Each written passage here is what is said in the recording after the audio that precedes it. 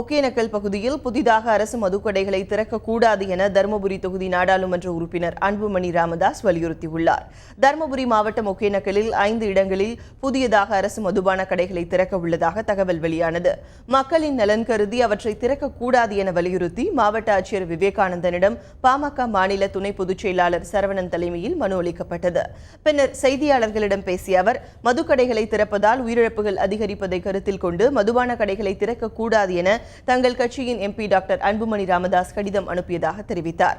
அந்த கடிதத்தை தாங்கள் மாவட்ட ஆட்சியரிடம் வழங்கியதாகவும் அப்போது அவர் குறிப்பிட்டார். தருமபுரி மாவட்டத்தில்